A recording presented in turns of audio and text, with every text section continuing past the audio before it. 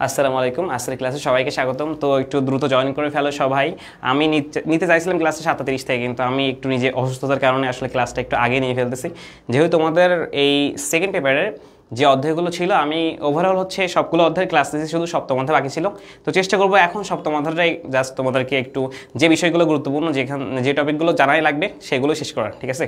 তো একটু সবাই জয়েন করলে আমরা শুরু করব। মানে পূর্ব কোনো অ্যানাউন্স ছাড়াই আমরা শুরু করছি। বলেছিলাম গত ক্লাসে 7:30 থেকে নিব, কিন্তু একটু আমি নিজে খুবই ক্লান্ত হয়ে গেছে আজকে, যার কারণে তোমাদের ক্লাসটা আমি একটু আগে নিয়ে ফেলছি। তাহলে তোমরা হচ্ছে ক্লাসটা হচ্ছে করে বাকি প্রিপারেশন নিতে পারবা। মানে বাসায় একটু এমসিকিউ সিকিউগুলো দেখলে হয়ে যাবে আশা করি। কারণ আমরা প্রত্যেকটা অধ্যায় দেখো, গত যে 2টা ক্লাস নিয়েছিলাম আমরা, মানে গতকাল এবং তার আগের দিন, সেখানে আমরা হচ্ছে কিন্তু দুইটা করে অধ্যায় শেষ করছি। যেমন গতকাল হচ্ছে আমি ফার্স্ট সেকেন্ড অধ্যায় শেষ করছিলাম। তো তার আগের যে ক্লাসটা নিয়েছিলাম আমরা তোমাদের 31 তারিখ মেবি, ওই দিন হচ্ছে আমরা তোমাদের পঞ্চম এবং ষষ্ঠ অধ্যায় শেষ করছিলাম। মানে 2টা করে অধ্যায় কিন্তু আমরা কাভার করছি, আর একটা অধ্যায় বাকি ছিল সপ্তম অধ্যায়। সে অধ্যায়টা এখন আমরা পড়াবো, সেটা হচ্ছে মনোবিজ্ঞান আসলে গবেষণার যে পদ্ধতিগুলো আছে, ঠিক আছে? তো সবাই একটু জয়েন করলে আমরা শুরু করতে পারবো, ঠিক আছে?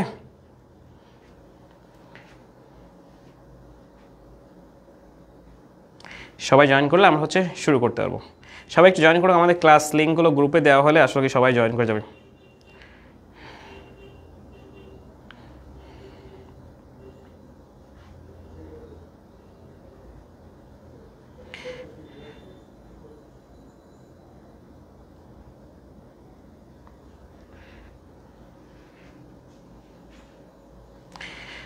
আজকে আমরা এই অধ্যায়টা কভার করে দেবো, ঠিক আছে? যেহেতু সবগুলো অধ্যায় পড়াইছি, আশা করি তাহলে পরীক্ষাটা একটু তোমাদের মনের মতো হবে, দিয়ে ফেলবো, ঠিক আছে? ঠিকঠাক। অনেকে হচ্ছে তোমাদের ফার্স্ট যে পরীক্ষাটা ফার্স্ট পেপারে ওটা একটু বেশি খারাপ হয়েছিল, যে অনেকের এমসিকিউ কারণ ফার্স্ট পেপার একটু কঠিন, কিন্তু কারণ সবই আমাদের যে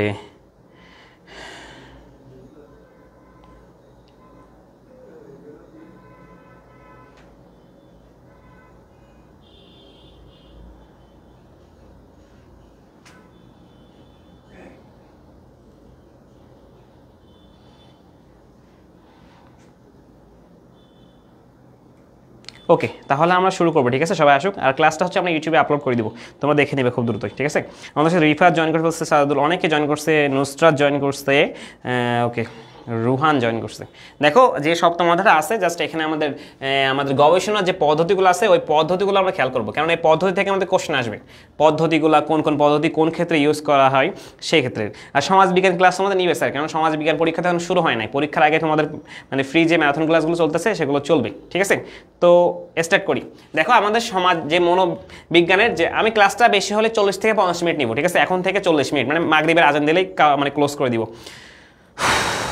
2, 5, 6 থেকে তুমি 5টা সিকিউ পাবা, বাট এর সাথে 2, 5, 6 একটু বেশি টাফ হয়ে যায়। এক অধ্যায় অ্যাড করো, 7 অধ্যায় স্কিপ করতে পারো যদি চাও, বাট এমসিকিউর জন্য হলে আমাদের একটু দেখতে হবে। খেয়াল করো, আমরা বলছি গবেষণার কি হয়? গবেষণা আসলে আমাদের যে সৃষ্টির স্বীকৃতি অনবদ্য উপায় হচ্ছে গবেষণা। মানে আমি একটা জিনিস সৃষ্টি করছি, তো সৃষ্টি করবো কিভাবে? অবভিয়াসলি গবেষণার মাধ্যমে। তো এখানে বলছি গবেষণার মূল উদ্দেশ্য হচ্ছে জ্ঞানের পরিধি বৃদ্ধি করা, মানে জ্ঞানের পরিধিটাকে, আমার যে জ্ঞানের পরিধি এটাকে আমরা আরো এলাবোরেট করে ব্রডলি প্রকাশ করবো, ঠিক আছে?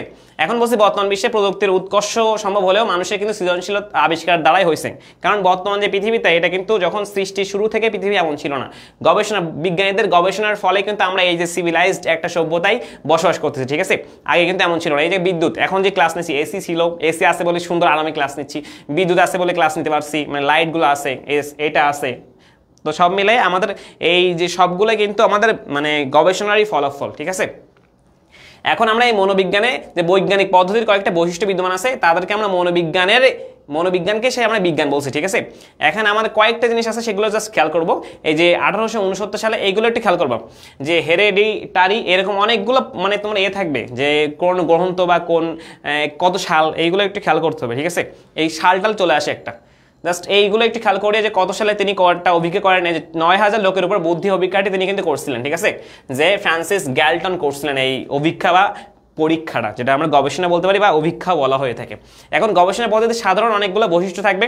ওই সাধারণ বৈশিষ্ট্যের মধ্যে আমরা যদি খেয়াল করি, এখানে আবার কয়েকটা সংজ্ঞাও আছে। তোমাদের পিডিএফটা দিয়ে দেবো সংজ্ঞাগুলো খেয়াল করে। তার আগে আমরা যে 6টা স্তরের কথা বলছিলাম উনি গবেষণার ক্ষেত্রে, ওই বৈজ্ঞানিক পদ্ধতির ক্ষেত্রে 6টা পদ্ধতির কথা বা 6টা স্তরের কথা বলছেন, সেগুলো একটু খেয়াল করবো। যে সমস্যা চিহ্নিত করা, অর্থাৎ সমস্যাটি কি তা নির্ধারণ করা, মানে সমস্যাটা আমাদের ফার্স্ট অফ অল কি সেটা হচ্ছে নির্ধারণ করতে, মানে কোন সমস্যার কারণে এটা ঘটছে বা কোনটা সমস্যা, এক্স্যাক্টলি সমস্যাটা চিহ্নিত করতে হবে, নির্দিষ্ট সমস্যাটা। দেন হচ্ছে নির্ভুল পর্যবেক্ষণ, মানে আমার পর্যবেক্ষণটা হবে একদম নির্ভুল, মানে অ্যাকুরেটলি আমি ওইটা হচ্ছে অবজার্ভ করবো, ঠিক আছে। তারপরে বলছি তথ্যের প্রকৃতি নির্ধারণ ও শ্রেণীবিভাগ, মানে হচ্ছে তথ্য কোন প্রকৃতির এটা কিন্তু আমরা কি করবো, শ্রেণীবিভাগ করবো, মানে কার আওতায় সে পড়তেছে।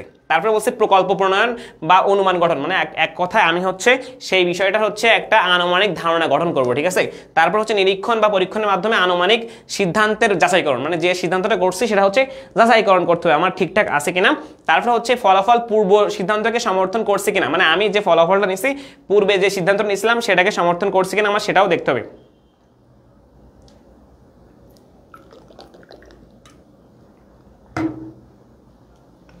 এরপর আসি মনোবিজ্ঞানে আমরা কয়েকটা ধরনের পদ্ধতি, বৈজ্ঞানিক পদ্ধতি ব্যবহার করি। তার মধ্যে হচ্ছে পরীক্ষণ পদ্ধতি, মানে এক কথায় আমরা সেটাকে পরীক্ষা নিরীক্ষা করি। যেমন হচ্ছে দেখো ওই বিষয়টা মনোবিজ্ঞানীগণ অন্যান্য পদ্ধতির চেয়ে সবচেয়ে বেশি পদ্ধতি ইউজ করেন হচ্ছে পরীক্ষণের পদ্ধতি। কারণ পরীক্ষণ পদ্ধতি বলতে সাধারণত সেসব পদ্ধতিকে বোঝায় যার মাধ্যমে নিয়ন্ত্রিত পরিবেশে দুই বা ততোধিক চলকের সাহায্যে সম্পর্ক দেখানো হয়। এক কথায় নিয়ন্ত্রিত এবং আদর্শগত মানের ভিত্তিতে যখন আমরা কোনো একটা বস্তুর যে কার্যকারণ সম্পর্কটা দেখাবো সেটা হচ্ছে আমার বৈজ্ঞানিক পদ্ধতি। তারপরে যদি বলি হচ্ছে পর্যবেক্ষণ পদ্ধতিটা কি, পর্যবেক্ষণ পদ্ধতি হচ্ছে মনোবিজ্ঞানের গবেষণার আরেকটি গুরুত্বপূর্ণ পদ্ধতি। সেটা হচ্ছে আমি কোনো একটা জিনিসকে মানে পর্যবেক্ষণ করব, মনে করো প্রত্যক্ষ করব, তো প্রত্যক্ষণের মাধ্যমে আমি সিদ্ধান্ত নিব। এটা কিন্তু প্রত্যক্ষণটা করা হয় প্রাকৃতিক পরিবেশে, একটু মনে রাখবা। তারপর হচ্ছে চিকিৎসামূলক পদ্ধতি। চিকিৎসামূলক পদ্ধতি কি, মানসিক রোগের কারণ উদ্ঘাটন, মানে কেন তোমার মানসিক রোগ হচ্ছে, মানসিক রোগটার কারণ আমরা উদ্ঘাটন করব। দেন হচ্ছে তার প্রকৃতি নির্ণয় করার চেষ্টা করব। এটা হচ্ছে আমাদের চিকিৎসামূলক পদ্ধতি, ঠিক আছে। তারপরে পরিসংখ্যান পদ্ধতি কি, মানে তথ্য উপাত্তের মাধ্যমে আমরা যাচাই বাছাই করব, মানে পূর্বের প্লাস বর্তমানের সাথে কতটা হচ্ছে পার্থক্য আর ডিফারেন্স থাকছে সেটার বিষয়টা খেয়াল করা। দেন আমরা বলছি হচ্ছে জরিপ পদ্ধতি। জরিপ পদ্ধতিটা কি, জরিপ পদ্ধতিটা সেটা হচ্ছে আমার মানে ঐতিহাসিকভাবে মানে আগের যে তথ্যগুলো ছিল তার সাথে কিন্তু এই জরিপ প্লাস পরিসংখ্যান কিন্তু একই টাইপের। আর জরিপটা হচ্ছে কি, জরিপটা হচ্ছে মনে করছে আদমশুমারি জনশুমারি করে না, ওর মাধ্যমে কিন্তু আমরা বুঝতে পারি কতজন জনসংখ্যা আছে, কতজন পুরুষ আছে, তার মধ্যে কতজন নারী আছে, ঠিক আছে। এরপর আমরা মানে কিছু মৌলিক কোশ্চেন করতে হয়, কিছু কোশ্চেনারির মাধ্যমে কিন্তু ওটা আমাদের জনশুমারি করে, মানে তোমাকে কিছু কোশ্চেন করবে যিনি জনশুমারি মানে ওই গণনা করতে যাবেন, ঠিক আছে। তার কাছে ওই মানে মৌলিক কিছু কোশ্চেন থাকবে, তার ভিত্তিতে কিন্তু তিনি হচ্ছে মানে তোমার কোশ্চেন থেকে অ্যান্সারটা নেওয়ার চেষ্টা করবে, তার যে জিস্ট পয়েন্টটা। এবার সহ সম্পর্ক যে অনুধায়ন পদ্ধতি, সেটা কি, কখনো কখনো গবেষকগণ চলক সময়ের মধ্যে কি সম্পর্ক বিদ্যমান রয়েছে তা দেখার জন্য জরিপ থেকে প্রাপ্ত তথ্য বিশ্লেষণ করেন। যেমন হচ্ছে মনে করো বিশ্লেষণ করে উনি একটা সিদ্ধান্ত নিয়ে চলে আসেন। এবার ঘটনা অনুধান পদ্ধতিটা কি, ঘটনা অনুধান মানে ঘটনাটাই আমরা হচ্ছে প্রত্যক্ষ করব এবং ওর মাধ্যমে আমাদের মূল লক্ষ্য থাকে কি, মূল লক্ষ্য থাকে অতীত ইতিহাস জানা। অতীত ইতিহাস জেনে তার সাথে হচ্ছে আমরা পার্থক্য করে ওই ঘটনাটা অনুধান করার চেষ্টা করব, ঠিক আছে। তারপরে হচ্ছে আমরা যদি বলি দেন হচ্ছে আমরা মানে কয়েকটা পদ্ধতির কথা এখানে বলছিলেন, আমরা সব করে দেখছি। নেক্সট চলে যাবো আমরা। এমন হচ্ছে কেন, ওকে, পরীক্ষণ পদ্ধতি, ঠিক আছে। আমরা তো প্রত্যেকটা পদ্ধতি দেখছিলাম, এখন পরীক্ষণ পদ্ধতিটা কি, এটা হচ্ছে বৈজ্ঞানিক পদ্ধতি এবং হচ্ছে এইখান থেকে আমাদের হচ্ছে ফার্স্ট অফ অল একটা হচ্ছে পরীক্ষণটা করলে কোনো একটা উৎস বা কোনো একটা বিষয়ের কোনো একটা উৎস বা কোনো একটা বিষয়কে আমরা কি করব, আমরা আগে হচ্ছে প্রত্যক্ষ করব। সেই উৎস বা কোনো একটা আমরা সংবেদন অধ্যায়টা পড়ছিলাম না, তো সংবেদন অধ্যায় কি, আমাকে কোনো জিনিস ফিল করছিলাম তার প্রতি আমার যে রেসপন্সটা ছিল ওই রেসপন্সের কথা বলা হচ্ছে এখানে হচ্ছে আমার সংবেদনের যে বিষয়টা এবং প্রতিক্রিয়া সৃষ্টি হবে, উদ্দীপকের প্রতি যে প্রতিক্রিয়া সেটা আমার পরীক্ষণ পদ্ধতিতে আসবে। আর পরীক্ষণ পদ্ধতির অনেকের কথা আছে, এগুলা জাস্ট তোমরা মূল জিনিসটা একটু দেখো। মানে পরীক্ষণটা কি বললাম হচ্ছে উদ্দীপকের প্রতি যে আমাদের প্রতিক্রিয়া, ওই প্রতিক্রিয়ার মাধ্যমে যে আমরা ওই জিনিসটা হচ্ছে মানে কৃত্রিম পরিবেশে নিয়ে গিয়ে যেটার ওইটার ফলাফল মানে বের করার চেষ্টা করবো, সেটা হচ্ছে পরীক্ষণ পদ্ধতি। আমি খুব শর্টকাটে ভাই এই অধ্যায়টা পড়াতে গেলে কমপক্ষে 2 ঘন্টা সময় নেওয়া লাগে, বাট আমার কন্ডিশনটা অতটা ভালো নাই, এই জন্য আমি কিন্তু ক্লাসটা এখন নিয়ে ফেলতেছি। তোমাদের 37 থেকে আমাদের পেজে ক্লাসটা নেওয়ার কথা ছিল, কিন্তু আমি হচ্ছে মানে সারাদিনই আসছি ক্লাস নিয়ে সকাল থেকে, তো আমার অবস্থা খুবই বাজে অবস্থা হয়ে আছে, টিউশন কোচিং করায় খুবই ক্লান্ত এখন আমি। তো চাচ্ছি আমি এখনই ক্লাসটা নিয়ে হচ্ছে বাসায় চলে যাবো একেবারে। তো আমি মাগরিব আগে ক্লোজ করবো, জাস্ট মূল পয়েন্টগুলো দেখাই দেবো, তোমরা একটু জাস্ট খেয়াল করো। এখন বলছি যে আমাদের আরো কিছু বিষয় আছে, যে পরীক্ষণ পদ্ধতিকে সঠিকভাবে বুঝতে গেলে আমাদের আরো কিছু বৈশিষ্ট্য আনতে হবে। একটা হচ্ছে প্রায়োগিক সংজ্ঞা বা কার্যকরী সংজ্ঞা, মানে যে বিষয়ের ভিত্তিতে আমি হচ্ছে ওই বিষয়টা গবেষণা করব সেটার মানে প্রয়োগ ক্ষেত্র কতটুকু, এবং তার হচ্ছে মূল বা নির্দিষ্ট কোন কোন জিনিসের উপরে আমি পরীক্ষণটা করব সেটাকে আমার তুলে ধরতে হবে। তো বৈজ্ঞানিক পদ্ধতির ফার্স্ট টার্মই হচ্ছে আমাদের মানে মূল জিনিসটাকে ফোকাস করা, এবং কোন জিনিসটার প্রতি ফোকাস করছে সেটা হচ্ছে খেয়াল করা। এই জন্য বলছে প্রায়োগিক, মানে কোন ক্ষেত্রে আমি প্রয়োগ করবো, প্লাস বস্তুনিষ্ঠতা। জাস্ট একটু খেয়াল করে খুব ইজিলি বুঝবে এগুলা। বস্তুনিষ্ঠতা মানে কি, মানে ওই যে বৈজ্ঞানিক পদ্ধতিতে আমি গবেষণাটা করব সেই ক্ষেত্রে আমি যে বিষয়ের উপর গবেষণা করব সেটা যেন আমাদের হচ্ছে বাস্তবতার সাথে মিল থাকে, মানে বাস্তবতার সাথে মিল থেকেই করব। আমি কিন্তু অবাস্তব কোনো জিনিসের আমি বৈজ্ঞানিক গবেষণা করব না। বাস্তবিক বা বাস্তবতার সাথে বা রিয়েলিটিকে মেনটেন করে এমন জিনিসেরই গবেষণা করবো, প্লাস হচ্ছে মানুষের উপকারে আসে এমন জিনিস। দেন হচ্ছে নিয়ন্ত্রণ। অবভিয়াসলি আমার ওটার নিয়ন্ত্রণ থাকতে হবে, মানে আমার অন্তর্বর্তী চল প্লাস মানে মধ্যে বলতে হচ্ছে বাহ্যিক যে চল সম্পূর্ণভাবে নিয়ন্ত্রণ করা হবে, মানে আমার ইচ্ছা অনুযায়ী আমি সেটাকে পরিবর্তন করব, ঠিক আছে, পরিবর্তন করে যাতে ব্যবহার করতে পারি, মানুষ যাতে সেটাকে মডিফাই করতে পারে। সাপোজ মনে করো আইফোন কত ভার্সন 16 প্রো ম্যাক্স চলে আসছে, মানে হচ্ছে আইফোন তো ফার্স্ট অফ অল এমনভাবে আসে নাই, আস্তে আস্তে কি ডে বাই ডে সেটা কিন্তু পরিবর্তন করা হচ্ছে সময়ের প্রয়োজনেই। সুতরাং আমাদের বলতে হচ্ছে নিয়ন্ত্রণটা থাকবে আমাদের কাছে। তারপরে পুনরাবৃত্তি, আমরা একই জিনিস বারবার রিপিট যেন করতে পারি, তো এটারও নিয়ন্ত্রণও থাকবে যেমন, তেমন হচ্ছে পুনরাবৃত্তি থাকবে, বারবার যেন একই জিনিসটা আমরা প্রডিউস করতে পারি সেই বিষয়টা। যথার্থতা প্রমাণ, আমি যেন যে জিনিসটা দিয়ে আমি হচ্ছে এই গবেষণাটা করতেছি যে বিষয়ের প্রেক্ষিতে সেটার জন্য যথার্থতার প্রমাণটা আমি হচ্ছে বের করতে পারি, যথার্থতার মানে কেন সেটা ঘটতেছে, মানে এক্সাক্ট প্রকৃত কারণটা আমি যেন ডিফাইন করতে পারি আমার ওই বিষয়বস্তুর মাধ্যমে। তারপরে পরিসংখ্যানগত পরিমাণ, মানে আমি যে পদ্ধতিটা ব্যবহার করব সেটা আগে কেউ ব্যবহার করছে কিনা, এবং তার থেকে সাহায্য নিয়ে আমি হচ্ছে সে সফল হয়েছে কিনা, এবং এটা থেকে মানে সফল হতে গেলে কোন কোন মেজারমেন্ট ফলো করা উচিত সেই পরিসংখ্যানগুলো আমি কিন্তু ঘেটে সিদ্ধান্ত নেওয়ার চেষ্টা করব। এরপরে বলছে হচ্ছে আমাদের মানকের ব্যবহার। মানকের ব্যবহার মানে কি, স্কেল, একটা হচ্ছে মাপকের ব্যবহার করব, মানে আমি যে কাজটা করব অবশ্যই আমি কোনো একটা বুদ্ধি বা ব্যক্তিত্ব প্লাস আগ্রহ প্রবণতা, মানে কোন কোন জিনিসটা মানদণ্ড হিসেবে রাখবো আমার গবেষণার ক্ষেত্রে সেই জিনিসগুলোকে আমি হচ্ছে স্কেল ইউজ করব, মানে আদর্শ মানের জন্য। এখন হচ্ছে আমরা দেখলাম মানে বৈজ্ঞানিক পদ্ধতির ক্ষেত্রে যে গবেষণা এখন হচ্ছে নিয়মতান্ত্রিক পর্যবেক্ষণ।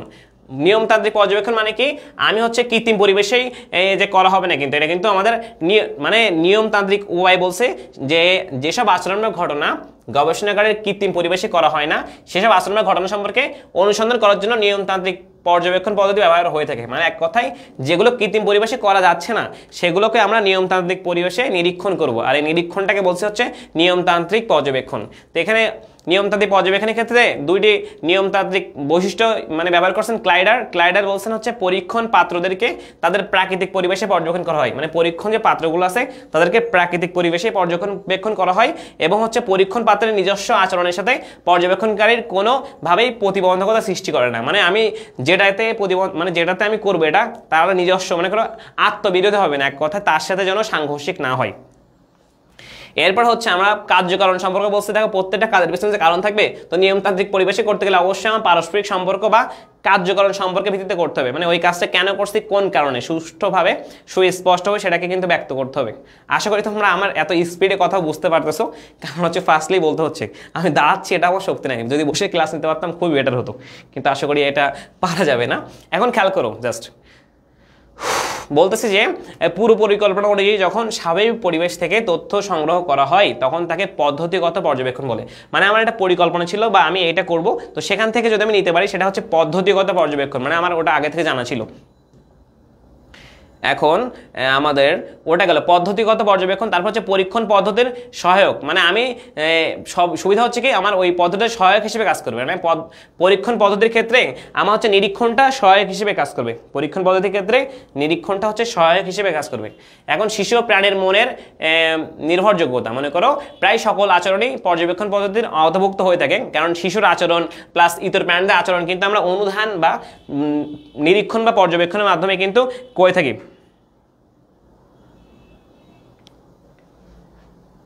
তারপরে দেখো তোমাদের হচ্ছে স্বতঃস্ফূর্ত আচরণ, মানুষ বা প্রাণীর সকল স্বতঃস্ফূর্ত অকৃত্রিম বাহ্যিক আচরণ ও ক্রিয়া প্রতিক্রিয়া এই পদ্ধতির আওতাভুক্ত। ঠিক আছে, মানে মানুষের প্রাণীর সকল স্বতঃস্ফূর্ত অকৃত্রিম বাহ্যিক আচরণ ক্রিয়া প্রতিক্রিয়া এই পদ্ধতির কিন্তু আওতাভুক্ত থাকবে। দেন হচ্ছে প্রত্যক্ষ জ্ঞান লাভ, এটা থেকে আমরা সরাসরি জ্ঞান লাভ করতে পারি, কারণ যেহেতু আমরা এটা প্রকৃতিতেই পর্যবেক্ষণ করছি, সুতরাং সরাসরি আমরা জ্ঞান লাভ করতে পারবো এবং তথ্য আহরণ করতে পারবো। এখন বলছি গবেষণাগার ও যন্ত্রপাতি, মানে এখানে আমরা কিন্তু অনেকগুলো গবেষণাগার এবং যন্ত্রপাতি এবং তাদের বাহ্যিক আচরণ ও ক্রিয়া প্রতিক্রিয়া সম্পর্কে তথ্য সংগ্রহের ক্ষেত্রে আমরা যন্ত্রপাতিগুলো কিন্তু আসলে ব্যবহার করি না। ঠিক আছে, কোনটা ব্যবহার করি কোনটা করি না সবই ডিটেলসে লেখা আছে। আর উপযোগিতা, এটা কিন্তু আমাদের প্রাণীর আচার আচরণ এবং ক্রিয়া প্রতিক্রিয়ার ক্ষেত্রে ভূমিকা রাখে, মানে প্রপারলি একটা উপযোগী একটা বিষয়। দেন হচ্ছে সহজ পদ্ধতি, এই পদ্ধতির মাধ্যমে আমরা কি তথ্য সংগ্রহের ক্ষেত্রে গাণিতিক দক্ষতা বা জটিল নকশার প্রয়োজন হয় না। আর পরিসংখ্যানিক প্রকাশটাকে এই পদ্ধতির সাথে তথ্য পরিসংখ্যানের ভাষায় আসলে প্রকাশ করা কিন্তু সম্ভব। বৈজ্ঞানিক পদ্ধতির ক্ষেত্রে এটা সহায়ক প্লাস ব্যক্তি কেন্দ্রিক হয়, কারণ হচ্ছে প্রত্যেকটা ব্যক্তির ক্ষেত্রে কিন্তু এটা আলাদা, প্রত্যেকটা ব্যক্তির অনুভূতি, প্রত্যেকটা ব্যক্তির মানসিকতা আবেগ কিন্তু আলাদা, সুতরাং সেই ক্ষেত্রে এটা কিন্তু আমাদের ব্যক্তিভেদে আলাদা হবে। অনির্ভরযোগ্য, মানে এই পদ্ধতির সাহায্যে কি হবে, তথ্য সবসময় পর্যবেক্ষকের যে অভিজ্ঞতা ও অনুভূতি অভিমত স্মৃতি দ্বারা প্রভাবিত হওয়ার কারণে আমাদের সংগৃহীত যে তথ্য থাকবে অনেক সময় নির্ভরযোগ্যতা হারাবে। ঠিক আছে, অনির্ভরযোগ্যতার কারণে আমাদের নির্ভরযোগ্যতা কিন্তু হারাচ্ছে। ঠিক আছে, তারপর হচ্ছে পুনরাবৃত্তিযোগ্য, কি এটা কিন্তু পুনরাবৃত্তিযোগ্য নয়, নিরীক্ষণটা আসলে পুনরাবৃত্তিযোগ্য নয়, কারণ নিরীক্ষণটা আমি হচ্ছে যখন যে পরিবেশে দেখছি সেই পরিবেশের জন্য ওটা হচ্ছে অ্যাপ্লিকেবল, বাট আমি যখন আবার দেখবো অন্য পরিবেশে তখন কিন্তু সেটা চেঞ্জ হয়ে যাবে, কারণ সব পরিবেশের সারাউন্ডিংটা বা অবকাঠামো কিন্তু একই রকম হয় না।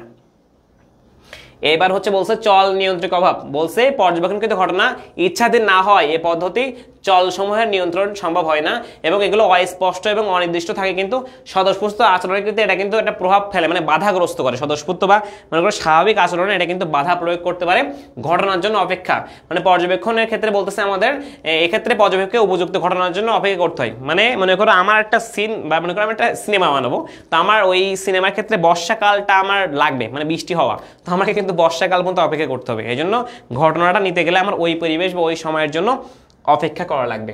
এবার বলছে তথ্যের যথার্থতা কিন্তু প্রমাণ কঠিন, কারণ এখানে তুমি একটা বড় দোষ কি প্রাপ্ত তথ্যের যথার্থতা যাচাই করা কঠিন হয়ে যায়, কারণ পর্যবেক্ষণ সহজে পুনরাবৃত্তি করা যায় না, মানে একই ঘটনা বারবার তুমি কিন্তু পর্যবেক্ষণ করবে না। মনে করো তুমি আগে যখন আসছিলে তখন আমি ঘুমাইছিলাম, এখন আসলে আমি বসে আছি বা এখন আমি ক্লাস নিচ্ছি, তাহলে সব সময় পর্যবেক্ষণ সেম হবে না, যার কারণে এটার পুনরাবৃত্তি হয় না আর তথ্যের প্রমাণটা যথার্থ হয় না। কারণ আগে মনে করো একজন দেখে গেছে আমি হচ্ছে একজনকে মানুষ মার্ডার করছি, কিন্তু এসে আমি ওকে করি না, আরেকজন ওর মানে পিঠের উপর, যেমন বাংলা সিনেমা যেটা হয়, মনে করে একজন মার্ডার করছে কিন্তু ওর থেকে আরেকজন নিয়ে আরেকজন ধরে রাখে হবে, কিন্তু পুলিশে দেখে যার হাতে পিস্তল সেই মার্ডার করছে, কিন্তু ঘটনা কিন্তু ভিন্ন হয়, যার কারণে আমাদের সবসময় পরিস্থিতির চেঞ্জের কারণে ঘটনা ভিন্ন হতে পারে।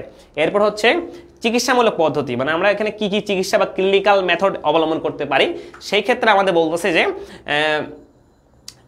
আমাদের মানুষ সবসময় তার পরিবেশের সাথে মানে অভিযোজনের চেষ্টা করে থাকে, কিন্তু অনেক সময় মানুষ স্পষ্টভাবে এই কাজ করতে পারে না, কারণ সবসময় মানুষ চাইলেই কিন্তু পারে না। তারপর হচ্ছে বলতেছে যখনই মানুষ পরিবেশের সাথে সামঞ্জস্য রক্ষা করতে পারে না তখনই তার মধ্যে মানসিক অসুস্থতা বা মানবিকতার কিন্তু মানে সে হচ্ছে এক কথায় তার মানসিক রোগী বা মানে এক কথায় মানসিকভাবে সে কিন্তু ঠিক থাকে না। ঠিক আছে, এই কথা বলতেছে। তো এখন আমরা এর জিস্ট পয়েন্টগুলো খেয়াল করি। বলছে এই পদ্ধতিতে বিভিন্ন অভিক্ষা ইউজ করা হয়, যেমন হচ্ছে ব্যক্তিত্ব অভিক্ষা, মানে তার ব্যক্তিগতভাবে সে কেমন, তার বুদ্ধিটা কেমন, তার আগ্রহ আছে কোন কোন কাজে, এই সব ক্ষেত্রে এগুলো কিন্তু ইউজ করা হয় ব্যক্তিত্বের ক্ষেত্রে এবং তার হচ্ছে বুদ্ধির ক্ষেত্রে এবং তার আগ্রহের ক্ষেত্রে। এখন আমরা এই ধরনের এই চিকিৎসামূলক পদ্ধতির ধরন কিন্তু কতগুলো ধরন আছে, যেমন হচ্ছে মনোচিকিৎসা, মানে এক কথা মানুষের মনটা আগে খেয়াল করতে হবে, মানে তার মনের দিক থেকে সে কেমন এবং সে কি জিনিসটা ভাবতেছে বা তার ভাবনা চিন্তার ধরনটা কেমন। যদি তার ভাবনা চিন্তা বা থট প্রসেসটা হচ্ছে পজিটিভলি কাজ করে তাহলে কিন্তু তার কাজ কেমন পজিটিভ হবে, আর যদি নেগেটিভলি কাজ করে তাহলে কিন্তু নেগেটিভ আসবে। এখন বলছি আচরণগত চিকিৎসা, মানে তার আচরণ, মনে করো তার ব্যক্তিগত আচরণ, মনে করো আমার সাথে কথা বলছে, আমাকে কোশ্চেন করছে, আমি অ্যান্সার দিচ্ছি না, তার মানে আমার আচরণটা কেমন এটা কিন্তু বোঝা যাবে। ঠিক আছে, মানে এক কথায় মানুষ একজনের সাথে অপরের সাথে কিভাবে মিশতেছে এটা কিন্তু তার আচরণের বহিঃপ্রকাশ। তারপর বলছে হচ্ছে মেডিকেল চিকিৎসা, বলছে মানসিক রোগীদের শারীরিক ও মানসিক অসুবিধা দূরীকরণে কিন্তু মেডিকেল চিকিৎসা দেওয়া হয়। মেডিকেল চিকিৎসা কি, তার শুধু যে শারীরিক অসুস্থতা সারাই তা না, তার মানসিক অসুস্থতাও সারানোর চেষ্টা করা হয়। মানবীয় চিকিৎসা কি, সেটা হচ্ছে সরাসরি উদ্দেশ্যমূলক তথ্য প্রদান না করে চিকিৎসা করা হয় এবং তার ব্যক্তিত্ব গঠন সামর্থ্য। মানে হচ্ছে মানবীয় চিকিৎসা মানে হচ্ছে মানুষের মূল্যবোধ বা তার নৈতিকতার উন্নয়নের জন্য যে চিকিৎসা। মানসিক রোগ নির্ণয়, মানসিক রোগ নির্ণয় মানে কি, মানে কেবল রোগের মানসিক সমস্যা নয় বরং শারীরিক সমস্যা সমাধান করতে পারে মানসিক রোগ। কারণ মানসিকভাবে একজন মানুষ যদি পজিটিভলি মানে মানসিকভাবে সুস্থ থাকে তাহলে কিন্তু তার শারীরিকভাবে সুস্থ থাকার পসিবিলিটি অনেক বেশি থাকে। ঠিক আছে, ওকে। তারপরে দেখি তথ্য সংগ্রহ, বলছে আমাদের সমস্যাগ্রস্ত ব্যক্তির নিকট থেকে আমাদের কিন্তু তথ্য সংগ্রহ করতে হবে এবং তাদের আত্মীয় এবং বন্ধু বান্ধব থেকে আমরা এই তথ্যটা নেওয়ার চেষ্টা করব।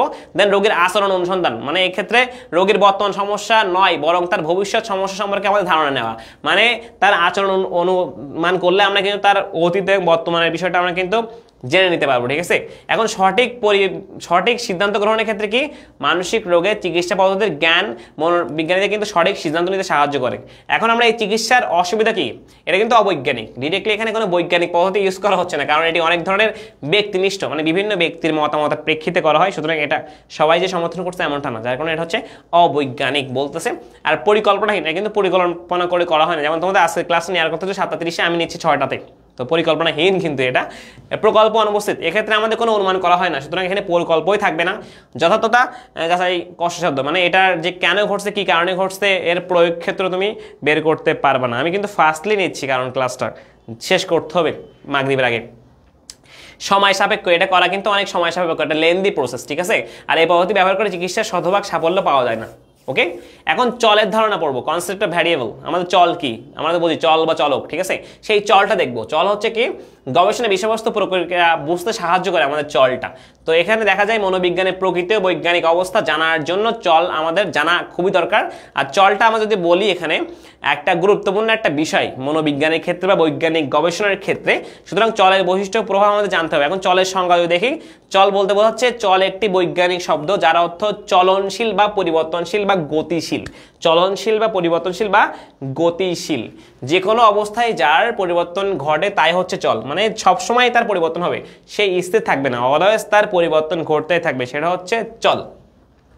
আমাদের পরিবেশের চারপাশের অবস্থাগুলো পরিবর্তনশীল, যেমন হচ্ছে দেখো শব্দের তীব্রতা, মানে একসময় একটা কারখানায় অনেক বেশি শব্দ হচ্ছে, একসময় কম শব্দ হচ্ছে, মনে করো একসময় জোরে কথা বলছি, একসময় আস্তে কথা বলতেছি। তারপর হচ্ছে আমাদের হচ্ছে গন্ধ, আলোর রশ্মির তীব্রতা, বায়ুচাপ, তারপর হচ্ছে বস্তুর ওজন সবসময় কিন্তু সেম থাকে না। তাহলে যে কোনো কিছু যা মনের পরিবর্তন করতে পারে তার সংখ্যাগতভাবে প্রকাশ করা হচ্ছে চল। ঠিক আছে, চলের অনেকগুলো বৈশিষ্ট্য আছে, আমরা যদি বৈশিষ্ট্যগুলো খেয়াল করি, ডিরেক্টলি বৈশিষ্ট্য যাই, তো আমরা বৈশিষ্ট্যকে অনেক বিষয় পাবো। যে বলছে পরীক্ষণে চল হচ্ছে একটি শক্তি, মানে পরীক্ষণের ক্ষেত্রে চলকে একটা মানে শক্তি হিসেবে ব্যবহার করা হয়েছে। ঠিক আছে, শক্তি হিসেবে ব্যবহার করা হয়েছে, কেননা এর বৈশিষ্ট্য এবং উপাদান যা সময়ের সাথে নিজেই পরিবর্তনশীল এবং যা অন্যের উপর প্রভাব বিস্তার করতে পারে। এটা হচ্ছে এমন জিনিস যেটা হচ্ছে অন্যের উপর প্রভাব বিস্তার করতে পারে অথবা অন্যের দ্বারা প্রভাবিত হয় কিন্তু। ঠিক আছে, এসব প্রভাবকে সংখ্যাতাত্ত্বিকভাবে প্রকাশ করা যায়। তারপরে প্রদত্ত চলের এই সংখ্যাটিকে যথাযথভাবে হৃদয়ঞ্জম করতে গেলে পরীক্ষণ ব্যবহার করতে হয় এবং সরি হ্যাঁ, এরপরে চলের প্রকারভেদ পড়ি, মানে কয় ধরনের চল থাকতে পারে। একটা হচ্ছে বলছে আমাদের চল 4 প্রকার। ঠিক আছে, একটা হচ্ছে অনির্ভরশীল, মানে হচ্ছে নিরপেক্ষ, সে নিজের মতো চলতে পারে, তাকে কারোর হেল্প নেওয়া লাগে না। মনে করো তুমি তোমার পরিবারের টাকা পয়সা বা হেল্প ছাড়াই তুমি হচ্ছে চলতে পারতেছো, এটা হচ্ছে তোমার অনির্ভরশীল বা নিরপেক্ষ, একা একাই করতে পারে। আর হচ্ছে নির্ভরশীল বা সাপেক্ষ মানে হচ্ছে নির্ভরশীল। মনে করো সাপেক্ষ পদ মানে কি, পিতা মাতা, স্বামী স্ত্রী, স্বামী হতে গেলে স্ত্রী লাগবে, স্ত্রী হতে গেলে তার অবশ্যই স্বামী লাগবে, সুতরাং এটা হচ্ছে আমাদের একটা সাপেক্ষ বা নির্ভরশীল পদ। দেন হচ্ছে অন্তর্বর্তী বা মধ্যবর্তী বা জৈবিক বল, মানে হচ্ছে মধ্যবর্তী একটা কোনো মানে যখন বলবে বা একটা মধ্যস্থতা করতেছে এটা হচ্ছে জৈবিক বল। আর বাহ্যিক বল মানে বাহ্যিক বাইরের দিক থেকে যখন তোমার আমার এইটা পুশ করবে যে চলটা, সেটা হচ্ছে বাহ্যিক চল। এখন আমরা ডিটেলসে একটু দেখি যে কোনো পরীক্ষণে পরীক্ষক যা প্রয়োগ করেন বা যে চলের প্রভাব পর্যবেক্ষণ করতে চান সেটা হচ্ছে অনির্ভরশীল চল বা নিরপেক্ষ চল। আর অনির্ভরশীল চলকে নিরপেক্ষ বা স্বাধীন চলও বলা হয়। তার মানে অনির্ভরশীল চলের 3টা নাম, একটা হচ্ছে অনির্ভরশীল চল, একটা হচ্ছে নিরপেক্ষ চল, আর একটাকে বলছে স্বাধীন চল। ঠিক আছে, মানে কারোর ধার সে ধারে না। এখনো উদ্দীপক চল নামে পরিচিত, মানে আরেকটা নাম স্টিমুলাসও বলা হচ্ছে, মানে উদ্দীপক চলও বলা হয়। যেমন একজন গাড়ি চালক শহরের রাস্তায় গাড়ি চালাতে চালাতে ট্রাফিক মোড়ে লাল আলো জ্বলে ওঠায় গাড়ি থামিয়ে দিল এবং অল্প সময় পরে আবার সবুজ বাতি উঠলে গাড়ি চালালো। তো এখানে যে আলোর উপস্থাপক করা হয়েছে, উপস্থাপনটা সেটা কিন্তু লাল সবুজ হচ্ছে, এটা কিন্তু অনির্ভরশীল চল, মানে কারোর হেল্প লাগতেছে না, সে নিজে নিজেই বুঝতে পারছে গাড়ি চালক যে এখানে লাল বাতি মানে হচ্ছে এখন গাড়ি স্টপ, আর সবুজ বাতি মানে এখন গাড়ি চালাতে হবে।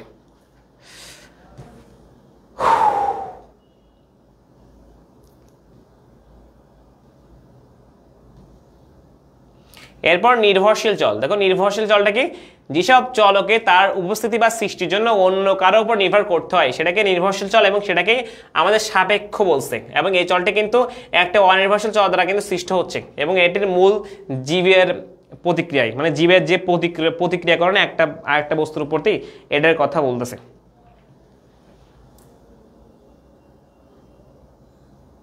তার মানে অনির্ভরশীল চল কিন্তু নির্ভরশীল চল থেকে সৃষ্ট। এখন অন্তর্বর্তীটা দেখি, বলছে অনির্ভরশীল চল ও নির্ভরশীল চলের যে মধ্যবর্তী সংযোগটা ঘটায়, মানে অনির্ভরশীল চল মানে নিরপেক্ষ চল এবং সাপেক্ষ চলের মধ্যবর্তী সংযোগটা যে ঘটাবে সে হচ্ছে আমাদের অন্তর্বর্তী বা মধ্যবর্তী চল। সাপোজ তোমাকে আর একটা কথা বলি, অন্তর্বর্তী বা ইন্টিরিম, যেটা বাংলাদেশের আগের সরকার ছিল আওয়ামী লীগ সরকার, এখন যে সরকার আসবে সে অবভিয়াসলি আওয়ামী লীগ আসবে না, কারণ আওয়ামী লীগ তো নিষিদ্ধ দেশ বা নিষিদ্ধ দেশ নয়, নিষিদ্ধ একটা রাজনৈতিক দল। সুতরাং এর মাঝে যে অন্তর্বর্তীকালীন সরকার আছে এটাকে বলছে হচ্ছে আমরা মধ্যবর্তী, ঠিক আছে, মধ্যস্থতাকারী, কেননা ওই দলের পরে এই দলটাকে সেই ক্ষমতা দেয়া, মানে ক্ষমতা প্রদানের জন্য সে কিন্তু এখন বর্তমানে মানে আছে, ঠিক আছে, এই কথাটা বলতেছে। এরপরে দেখো এই যে আমাদের মধ্যবর্তী চলের ক্ষেত্রে বোঝাচ্ছে যে আমাদের সরাসরি সম্পর্ক কি থাকে, নিরপেক্ষ চল অনিরপেক্ষ চলের মাঝখানে থাকতেছে, ঠিক আছে। আর পরোক্ষ মানে হচ্ছে সে হচ্ছে এটা গিয়ে মানে ডিরেক্টলি এখানে যাচ্ছে কিন্তু এ হচ্ছে ইনডিরেক্টলি হেল্প করতেছে, ইনডিরেক্টলি হেল্প করার কারণে নিচে মানে কোশ্চেন আসলে এটা বুঝে নিও। আর হচ্ছে ডিরেক্টলি মাঝখানে আছে দুইটার, সেটা হচ্ছে সরাসরি হেল্প করতেছে। এখন আবার এই জৈবিক চল দুই প্রকার, একটা হচ্ছে মনস্তাত্ত্বিক চল, যে এই ধরনের উদাহরণে বলতে পারি বুদ্ধি, শিক্ষণ, এমসিকিউ আসতে পারে যে মনস্তাত্ত্বিক চল কোনটা, সেটা হচ্ছে বুদ্ধি, শিক্ষণ, ব্যক্তিত্ব, প্রেষণা, আবেগ, এগুলো হচ্ছে মনস্তাত্ত্বিক চল। আর শারীরবৃত্তীয় চল হচ্ছে আমাদের বয়স, লিঙ্গ, স্বাস্থ্যগত অবস্থা, এটা হচ্ছে আমাদের শারীরবৃত্তীয় চল।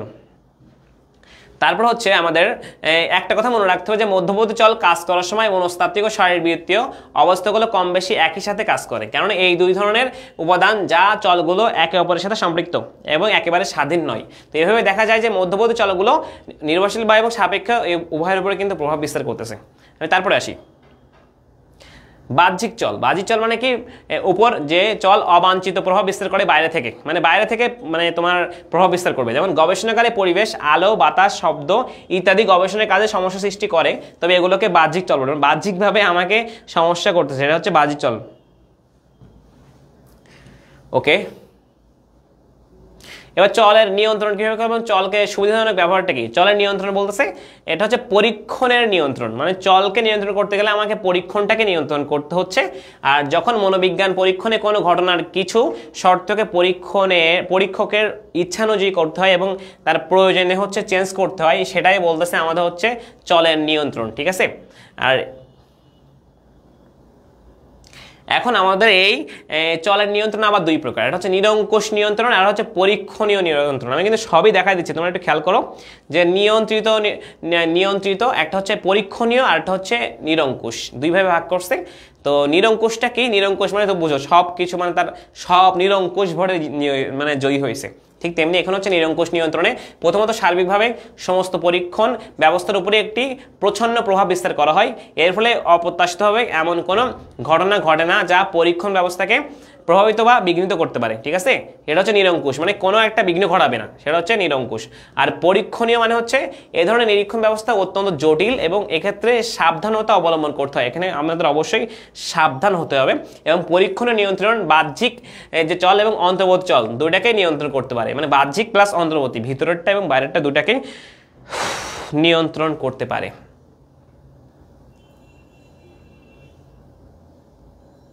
তাহলে আমাদের বলছে মনোবিজ্ঞানের পরীক্ষণ পদ্ধতির ক্ষেত্রে আসলে নিয়ন্ত্রণ ব্যবস্থাটি একটি অতীব জরুরি, কারণ নিয়ন্ত্রণ না থাকলে আমাদের আসলে কোনো কিছু আমরা প্রপারলি একটা অ্যান্সার বা সমাধান পাবো না।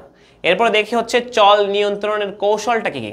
এখানে চল নিয়ন্ত্রণের ক্ষেত্রে আমরা অনেকগুলো কৌশল অবলম্বন করতে পারি। সেই ক্ষেত্রে আমাদের একটু দেখি যে এখানে 5টা কৌশলের কথা বলছে, ঠিক আছে? 5টা কৌশল। একটা হচ্ছে অপসারণ, মানে আমি হচ্ছে নিয়ন্ত্রণ করতে গেলে আমার যে বিষয় হচ্ছে ইউজলেস বিষয়কে আমি অপসারণ করব, ঠিক আছে? অপসারণ করব। দেন হচ্ছে অবস্থার মানে ধ্রুবকতা, মানে অবস্থাটা মানে ধ্রুবক বা কেমন অবস্থা আছে সেটাকে ধ্রুবকতাটা আমি খেয়াল করব কৌশলের ক্ষেত্রে।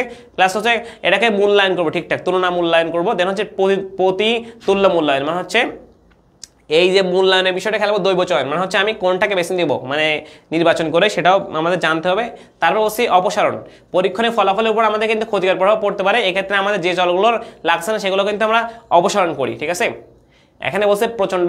আচ্ছা, আমরা উদাহরণটা দেখি। এক স্থান থেকে অন্য স্থানে কোনো অতিরিক্ত তাপহীন অবস্থাতে যখন পরীক্ষণ পরিচালনা করা হয়, এটি কিন্তু অপসারণ। মানে এক স্থান থেকে অন্য স্থানে অতিরিক্ত তাপহীন অবস্থানে পরীক্ষণ, মানে হচ্ছে আমার এখানে সমস্যা হচ্ছে তো আমি অন্যখান থেকে যাচ্ছি, তো এক জায়গা থেকে অন্য জায়গায় যে ট্রান্সফার করলাম, এটা হচ্ছে অপসারণ। এবার ধ্রুবকতা কি বলছেন? ধ্রুবকতা হচ্ছে সমতা কৌশলটি কেবল তখনই ব্যবহার করা হয় যখন অপসারণের ক্ষতিকর চলকে আসলে দূর করা সম্ভব হয় না। তো এই ধরনের চল নিয়ন্ত্রণ করতে হলে লক্ষ্য করতে হবে উভয় চলের সব পরীক্ষণ পাত্রের উপরই যেন একইভাবে বা সমানভাবে ক্রিয়াশীল থাকে। তারপর হচ্ছে আমরা ভারসাম্য সূচকটা দেখি। ভারসাম্যকরণটা পরীক্ষণে এমন কিছু চল থাকে যার ক্ষতিকর প্রভাব থেকে ফলাফলকে রক্ষা করার অপসারণ পদ্ধতি বা অবস্থার ধ্রুবকতা পদ্ধতি কোনো কার্যকরী ভূমিকা রাখতে পারে না। সেসব ক্ষেত্রে আমাদের তুল্য মূল্যায়ন পদ্ধতি অধিক কার্যকর। এক্ষেত্রে বলছে এটা দুটি দলে বিভক্ত করা হয় এবং একটি হচ্ছে এমনভাবে গঠন করতে হয় যাতে ক্ষতিকর চলগুলো নিয়ন্ত্রণ করা যায়, আর অন্য দুটি দল হচ্ছে এমনভাবে গঠন করতে হয় যাতে করে ক্ষতিকর চলের মান উভয় দলের সমান থাকে, মানে ভারসাম্য রাখতে চাইবে। দেখো, পরীক্ষণ চলে 20, নিয়ন্ত্রণ চলে 10, মানে সব জায়গায় সেম থাকবে। এটা হচ্ছে ভারসাম্য সৃষ্টি করতেছে আর কি। দুই দলে সেম রাখলে ভারসাম্য সৃষ্টি হবে। এখন হচ্ছে প্রতিভারসাম্যটা দেখি। প্রতিভারসাম্য কি বলছে? এই পদ্ধতিতে পরীক্ষণের নকশা তৈরির সময় পরীক্ষণের কাজগুলো মূলত দুটি ভাগে ভাগ করা হয়। একটি হচ্ছে বি এবং এ দলে, আর এই 4 দলে অন্য কোনো চলের উপস্থিতি থাকে। তার মানে এক কথায় প্রতিসাম্য মানে দুইটার ক্ষেত্রেই সাম্যতা থাকবে, এই কথা বলতে যাচ্ছে। এটা প্রতিসাম্যর দরকার নেই, আমার দৈব চয়নটা একটু খেয়াল করতে। দৈব চয়নটা এই পদ্ধতি ব্যবহার করা হয় সাধারণত পরীক্ষকের ব্যক্তিগত প্রভাব থেকে, মানে ব্যক্তিগত সবকিছু থেকে যাতে পরীক্ষণের ফলাফল মুক্ত থাকে। মানে ব্যক্তিগত আমার যে লাইফ, সেই লাইফের সাথে আমার পরীক্ষণটা যাতে রিলেটেবল না হয়। মানে ব্যক্তিগত যত সমস্যা, মনে করো তোমরা বলো না যে স্যার খাওয়া দেখছে হচ্ছে যখন বউয়ের সাথে ঝগড়া করতেছিল তখন খাওয়া দেখছে, যার কারণে আমার পরীক্ষার রেজাল্ট খারাপ। এইটাই মানে আমার কথা হচ্ছে, আমি দৈব চয়নের ক্ষেত্রে আমি হচ্ছে যে জিনিস ব্যক্তিগত জিনিস আমি হচ্ছে কোনো একটা দলগত বা একটা সার্বিক বিষয়ের মধ্যে অন্তর্ভুক্ত করবো না। যদি করি তাহলে আমার দৈব চয়নের বিষয়ে কিন্তু সমস্যা হবে। তো পরীক্ষণ নির্বাচনের মনোভাব, আবেগ, শিক্ষণ, অভিজ্ঞতা, বুদ্ধি ইত্যাদি মনোসামাজিক দিকগুলো আমাদের পরীক্ষণের সময় যাতে প্রভাবিত না করে সেই জিনিসটা খেয়াল রাখতে হবে, সেটাকে বলছি দৈব চয়ন।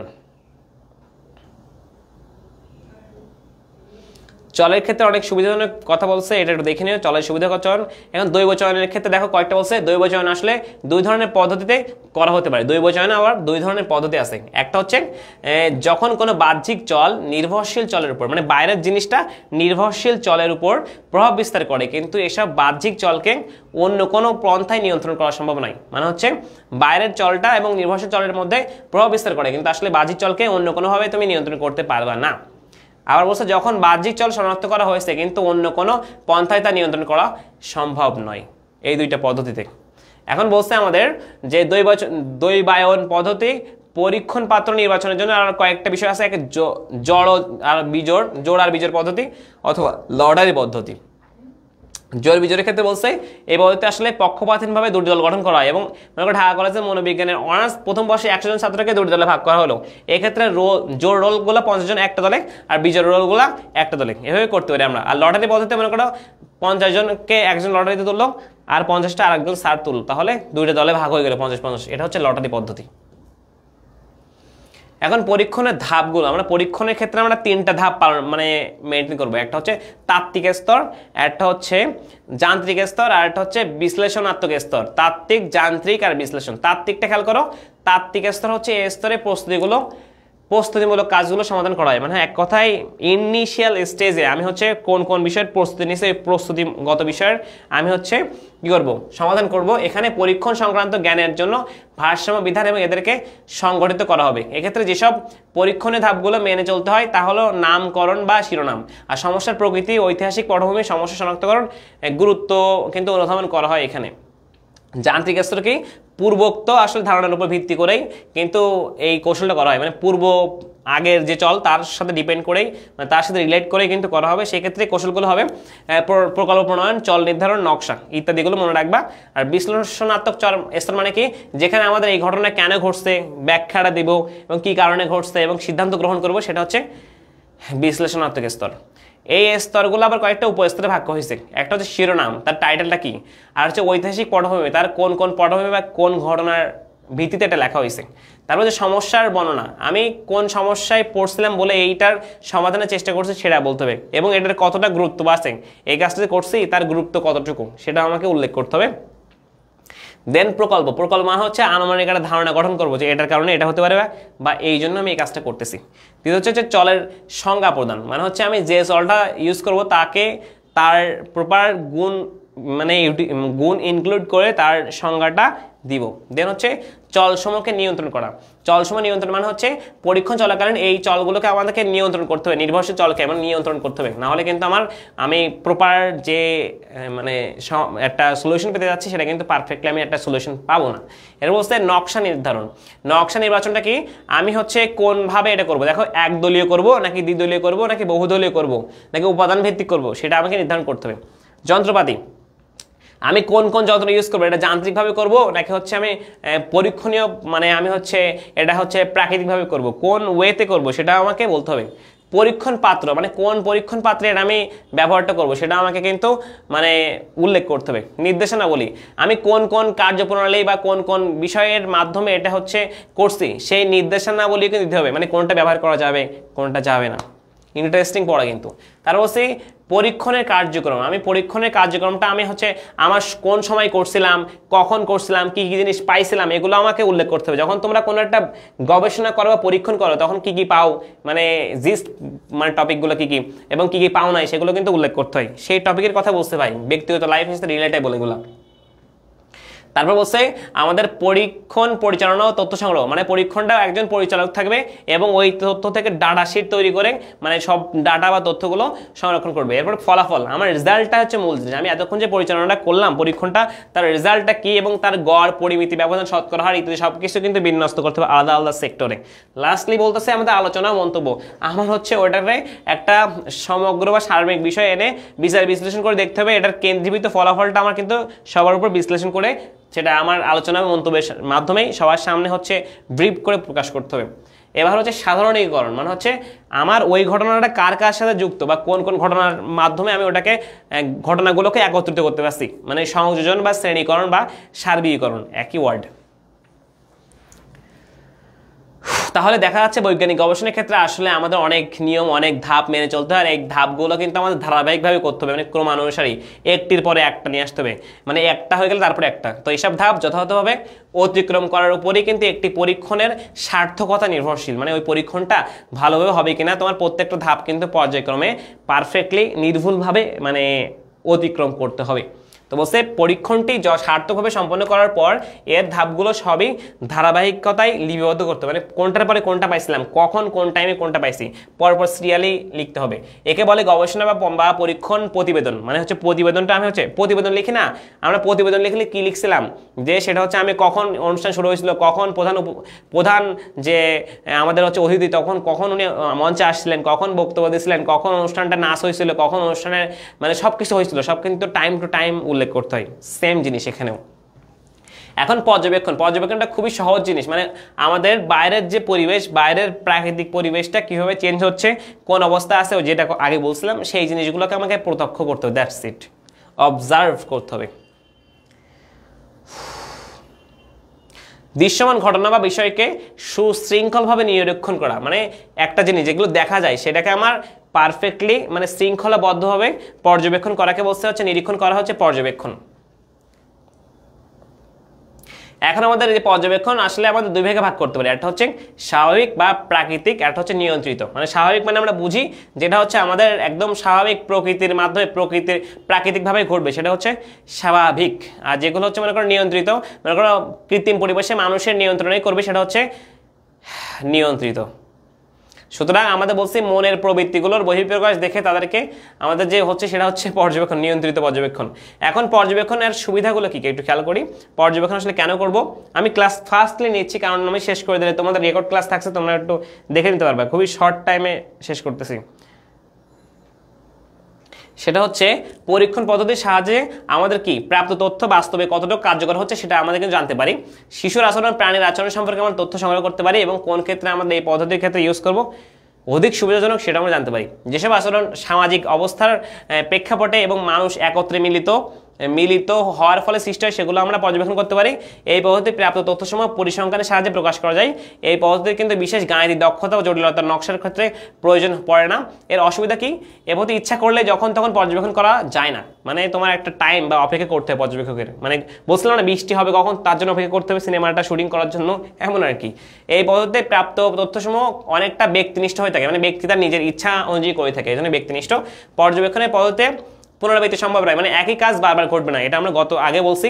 আর পর্যবেক্ষণ পদ্ধতিতে বৈজ্ঞানিক পদ্ধতির ধাপগুলো সঠিকভাবে ব্যবহার করা যায় না। এখানে কিন্তু বৈজ্ঞানিক পদ্ধতিগুলোকে আমরা পারফেক্টলি সবগুলো ইউজ করতে পারি না। এই পদ্ধতির সাহায্যে প্রাপ্ত ফলাফলের যথার্থতা ও নির্ভরযোগ্যতা যাচাই করা কিন্তু খুবই কঠিন। এখন আমাদের লাইফে যে জিনিসটা সবচেয়ে বেশি আমরা ইউজ করি সেটা হচ্ছে সমস্যা, কে কোন সমস্যা আছে।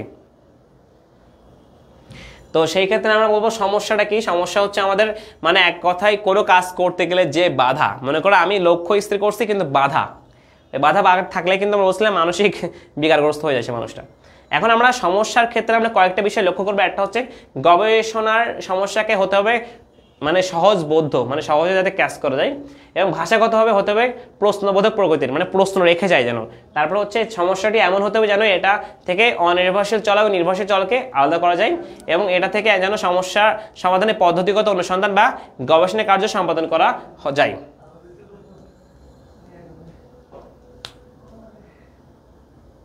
এখন বলছে আমাদের এই তিনভাবে আসলে আমরা এটাকে লক্ষ্য করতে পারি। একটা হচ্ছে যখন গবেষণার ফলাফল লক্ষণীয় ফাঁক বা ঘাটতি থাকে তখন আমরা সমস্যাটা বুঝতে পারি।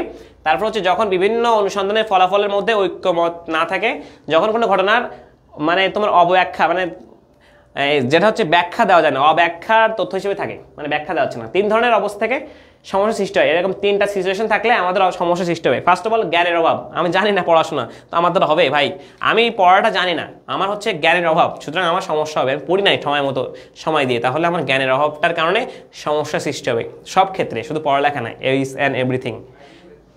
মনে করো তুমি একটা মেয়েকে বিয়ে করছো, তো মেয়ের সম্পর্কে তুমি সব জানতা না, জ্ঞান কম ছিল, তো ও যদি বিয়ের পরে সমস্যা করে তাহলে তোমার জ্ঞানের অভাব ছিল, এই জন্য সমস্যা সৃষ্টি হয়েছে। তারপরে পরস্পর বিরোধী ফলাফল, মানে হচ্ছে দুইজনের মধ্যে যে ইন্টারাকশন বা হচ্ছে কানেকশন, সেই ক্ষেত্রে যদি ফলাফলে সমস্যা সৃষ্টি হয়, ফলাফল হলে সেই পরস্পর বিরোধী হলে, মানে দুজনের ক্ষেত্রে মানে মিল হচ্ছে না, দুজনের মানে উত্তর মেরু আর দক্ষিণ মেরু তো এক হবে না, আকর্ষণ বিকর্ষণ হয়ে যাচ্ছে, যার কারণে আমাদের ফলাফলটা কিন্তু সমস্যা সৃষ্টি হবে। আর তথ্যের ব্যাখ্যা যদি ঠিকঠাকলি না দেওয়া হয় তাহলে কিন্তু আমার সমস্যা হবে। তাহলে আমি পরে চলে যাই।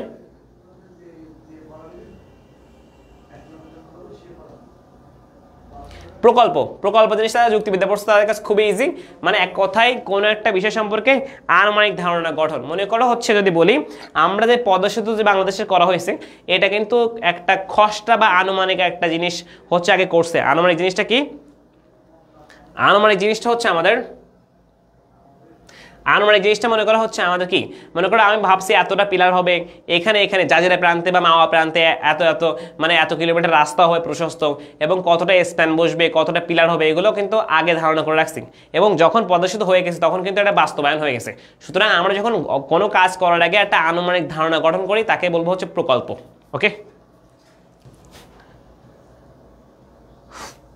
এখানে প্রকল্পের অনেক সংজ্ঞা আছে, এই সংজ্ঞাগুলো জাস্ট দেখবে। প্রকল্প প্রণয়ন মানে হচ্ছে আমি প্রকল্পটা কখন প্রণয়ন করবো, আমার যখন কোনো একটা পরীক্ষণ বা নিরীক্ষণ করা লাগবে তখন কিন্তু আমি প্রকল্পটা আমি প্রণয়ন করবো। সেই ক্ষেত্রে আমার প্রকল্পের ক্ষেত্রে আমার বলছে গুণগত বা বৈশিষ্ট্যগত ব্যবহার না করে সংখ্যাবাচক সমষ্টির ক্ষেত্রে অধিক যুক্তিযুক্ত, মানে সংখ্যার দিকে আমার বেশি প্রায়োরিটি দিতে হবে গুণের দিকে না দিয়ে।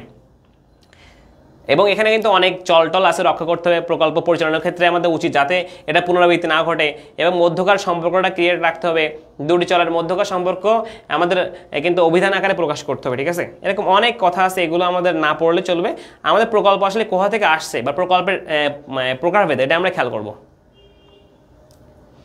প্রকল্পে দেখো, প্রকল্পের যদি কথা বলি তাহলে কতগুলো পয়েন্ট আছে। একটা হচ্ছে তত্ত্ব, মানে কোনো থিওরি, মানে প্রকল্প আমরা দিব অবশ্যই কোনো থিওরি বা কোনো সূত্রের ভিত্তিতে। মনে করো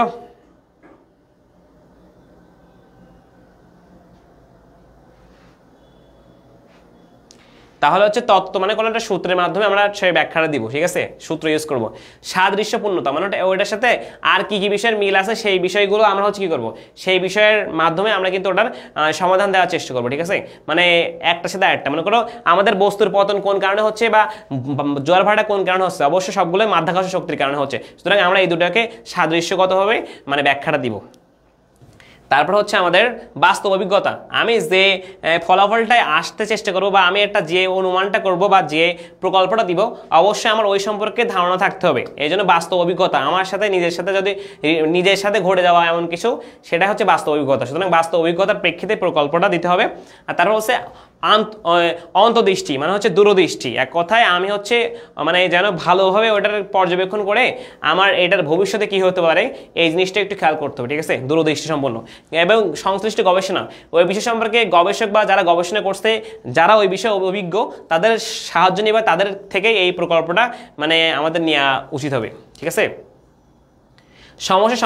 সমস্যা সমাধানমূলক গবেষণা, মানে এক কথায় এরকম সমস্যা যারা আগে পড়ছে তাদের থেকে এই সমাধানটা নেওয়ার চেষ্টা করবো। যেমন সমাজে নানা ধরনের সমস্যা থাকে, যেমন প্রাকৃতিক দুর্যোগ, যৌতুক, মানে ঘুষ, চুরি ইত্যাদি। তো এগুলো থেকে যাতে সমস্যা সমাধানের জন্য আমরা কি করব, এই গবেষণা যারা করছে তাদের গবেষণাপত্র থেকে আমরা কিন্তু সাহায্য নিব।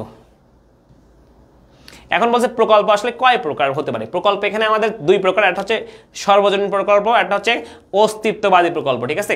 বলছে সর্বজনীনটা কি, খ থেকে আসতে পারে, একটু খেয়াল করো। এই প্রকল্প দুই বা ততোধিক চলের মধ্যে একটি সর্বজনীন সম্পর্ক স্থাপন করে। মানে সর্বজনীন হচ্ছে দুই বা ততোধিক চলের মধ্যে একটা সার্বিক একটা সম্পর্ক সৃষ্টি করে, অর্থাৎ সম্পর্কটি সবসময় সব স্থানে সব চলকের মধ্যে মানে সমান থাকবে, সবার ক্ষেত্রে যখন একই হবে, সেটা হচ্ছে সর্বজনীন।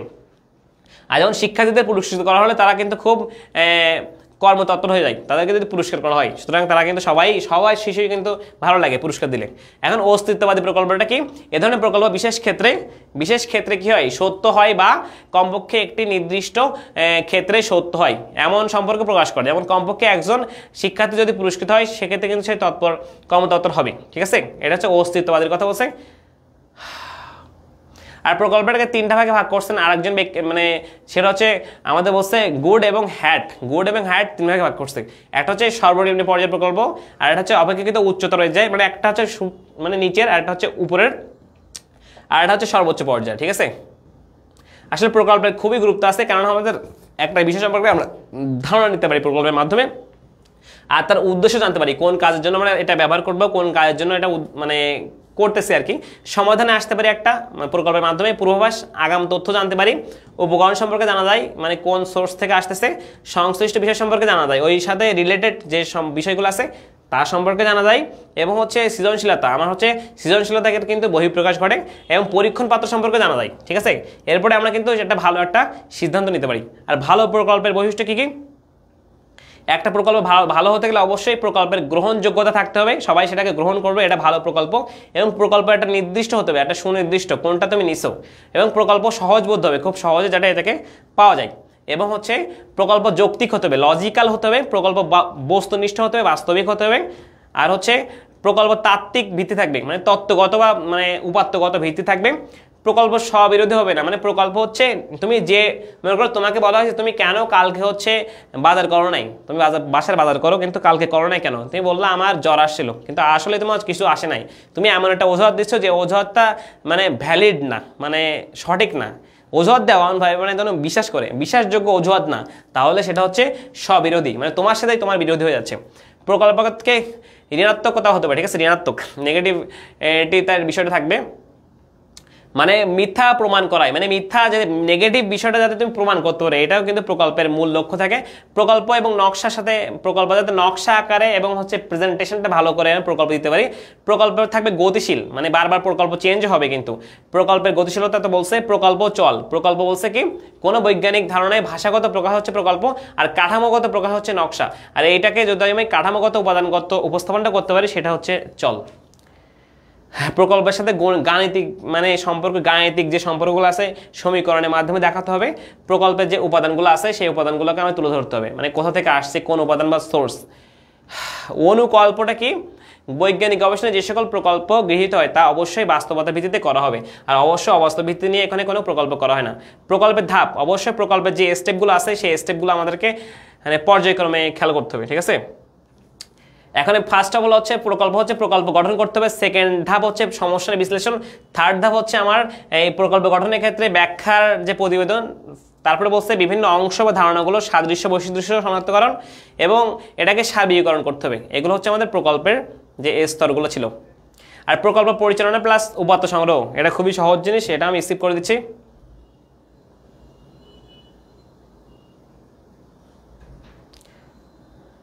এখন থেকে পরীক্ষণের নকশা সাধারণত নিম্ন বর্ণিত বিষয় থাকবে। পরীক্ষণের নকশার ক্ষেত্রে কিভাবে অনির্ভরশীল চল প্রয়োগ করা হবে, কিভাবে নির্ভরশীল চল পরিমাপ করা হবে, আর নমুনার সংখ্যাটা কতটুকু, এটাকে নিয়ন্ত্রণ করা উচিত কিনা, প্রাপ্ত উপাত্ত কিভাবে বিশ্লেষণ করা হবে ইত্যাদি বিষয়, ঠিক আছে। এগুলো দরকার নেই, যেগুলো বলছে এগুলো দরকার নেই ভাই, এগুলো দরকারই নাই, ঠিক আছে, এগুলো দরকার নেই। জাস্ট এই উপাত্তর জাস্ট ধাপটা একটু খেয়াল করি। উপাত্তর ধাপ হচ্ছে বলছে উপাত্ত উপস্থাপন, উপাত্ত শ্রেণীকরণ, উপাত্ত সংকেতায়ন, উপাত্ত তালিকাকরণ, উপাত্তের পরিসংখ্যান, উপাত্তকে চিত্রায়ন করে চিত্রের সাহায্যে উপাত্তের যথার্থতা কিন্তু যাচাই করতে হবে, সিদ্ধান্ত গ্রহণ করতে হবে এবং হচ্ছে উপাত্তের সূত্রায়নও করতে হবে, সূত্রের মাধ্যমে প্রকাশ ইত্যাদি করলে আমাদের উপাত্তরটা হয়ে যাবে। আশা করি এরপরে আমাদের আর পড়া লাগবে না, আমাদের বইটাই টোটালি শেষ, ঠিক আছে। এখন পরীক্ষণ পদ্ধতির সুবিধা অসুবিধা দিচ্ছে, এটা পড়িও। পরীক্ষণ পদ্ধতির সুবিধা অসুবিধা, ঠিক আছে। পরীক্ষণ পদ্ধতিতে কিন্তু অনেক সুবিধা আছে, অনেক অসুবিধা আছে, এই পয়েন্টটা আবার গুরুত্বপূর্ণ। তোমাদের পিডিএফটা দিয়ে দিচ্ছি, তো সবাই একটু দেখে নিও। ওকে,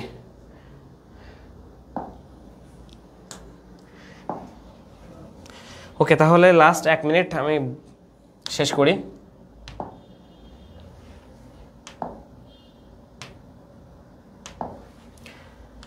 হ্যাঁ, দ্বিতীয় পত্র হচ্ছে আমরা কি করলাম, দ্বিতীয় পত্র আসলে প্রতিটা অধ্যায় পড়াইছি।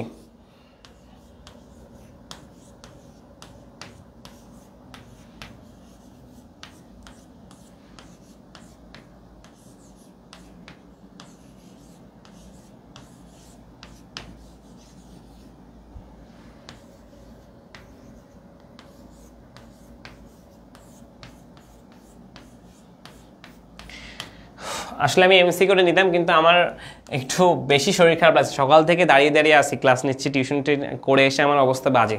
আমি আরও ক্লাস নিব এই শক্তি নাই, আমার পাটার অবস্থা খুব বাজে হয়ে গেছে, জ্বরও আসছে এর মধ্যে, ভিজছি সারাদিন। তো সব মিলে হচ্ছে তোমাদের